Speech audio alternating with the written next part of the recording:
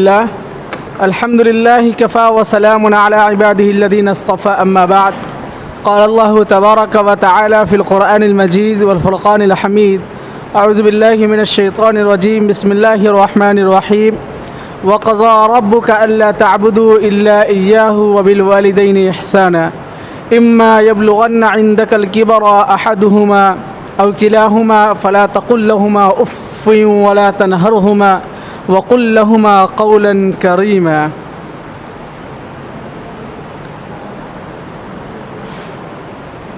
آج چونکہ ہمارا موضوع بہت ہی دلدوز اور آج کل کے نوجوانوں کے اعتبار سے تھوڑا سنگین ہوگا، اس لیے کہ آج ہم بات کریں گے اپنے والدین کے سلسلے میں۔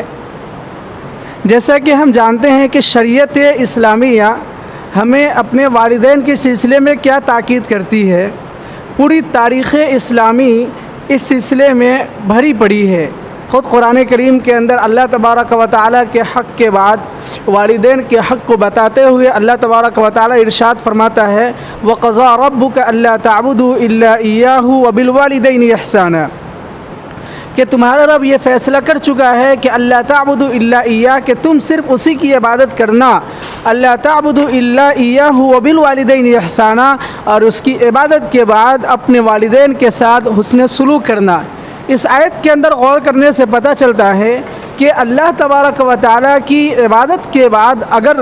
کوئی ذات اور کوئی ایسی ہستی ہے جس کے ساتھ حسن سلوک کا معاملہ کیا جاوے، جس کے ساتھ اچھے برتاؤ کا معاملہ کیا جاوے، تو وہ والدین کی ہستی اور والدین کی ذات مبارکہ ہے۔ جیسا کہ ہم اور آپ جانتے ہیں کہ اس زمانے کے اندر، اس زمانے سے پہلے شریعت کے اندر والدین کی فضائل کے بارے میں کتنی احادیث، کتنی آیات وارد ہوئی ہیں۔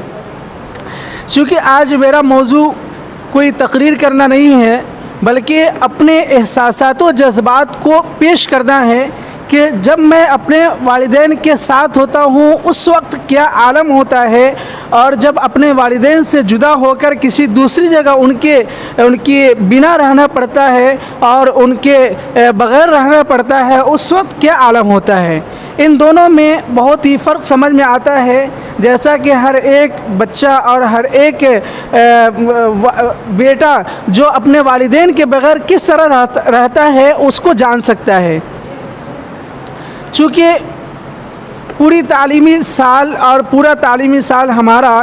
اسی میں گزرا کہ ہم نے اپنے والدین کے بغیر زندگی گزارنے کی کوشش کی، لیکن چونکہ ایک فطری تقاضا ہے اور ہونا بھی چاہیے کہ جب بھی اپنے والدین سے جدا ہونے کی بات آتی ہے تو اس وقت دلوں پر عجیب کیفیت طاری ہوتی ہے۔ عام طور سے یہی ہوتا ہے، جب چونکہ ہم لوگ بچپن میں تھے تو اس وقت بھی یہی عالم ہوتا تھا، تو وہ ایک بچپنا تھا، لیکن جب جوانی کو پہنچے تو اس وقت کی عجیب حیرت اور عجیب حالت ہوتی ہے، اور آج تک بھی وہی عالم ہوتی ہے۔ ہم جانتے ہیں جس وقت ہم اپنے گھروں سے جدا ہوتے ہیں، جس وقت ہم دوسری جگہوں پر جاتے ہیں، تو ہمیں پتہ ہوتا ہے کہ جب ہم وہاں پہنچیں گے تو وہاں ہماری عزت ہوگی، ہماری توقیر ہوگی، اور ہمیں لوگ مانیں گے اور ہمیں لوگ قدر کریں گے، لیکن اس کے باوجود صرف ہمارے والدین کے موجود نہ ہونے کی وجہ سے اس وقت وہاں ساری نعمتوں کے ملنے کے باوجود عجیب حالت اور عجیب کیفیت ہوتی ہے۔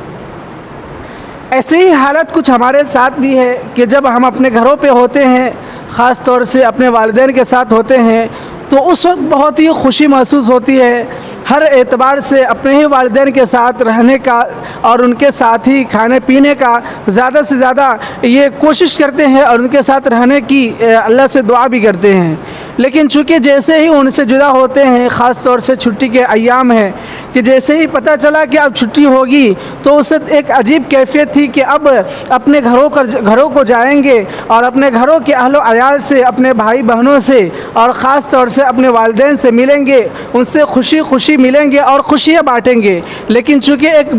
بڑی ذمہ داری آ گئی، اس سلسلے میں ہم نے اپنے والدین سے بھی تذکرہ کیا اور ان سے اس سلسلے میں بات کی، تو انہوں نے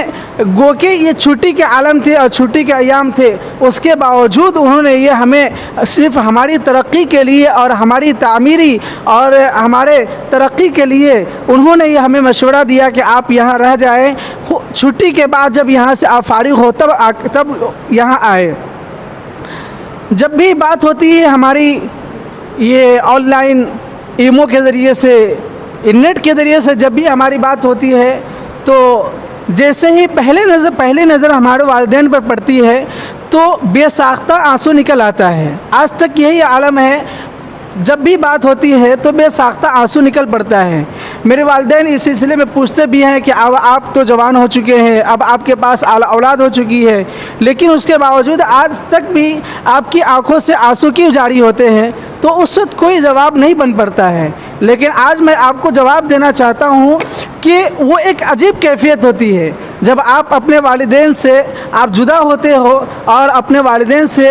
دوسری جگہ ہوتے ہو، لیکن جب آپ اپنے والدین کو ایک نظر دیکھنا چاہتے ہو اور بڑی کوشش کے بعد اگر ان کو دیکھتے ہو تو ایک عجیب کیفیت ہوتی ہے، اس کو لفظوں میں بیان نہیں کیا جا سکتا۔ یعنی یہ نہیں کہا جا سکتا کہ اس کیفیت کی وجہ سے یا اس چیز کی وجہ سے، اس سبب کی وجہ سے ہمارے آنکھوں میں آنسو آ گئے۔ ایک عجیب کیفیت ہوتی ہے جو ہمیشہ جب بھی اپنے والدین سے بات کرتا ہوں تو ہمیشہ وہ کیفیت ہوتی ہے۔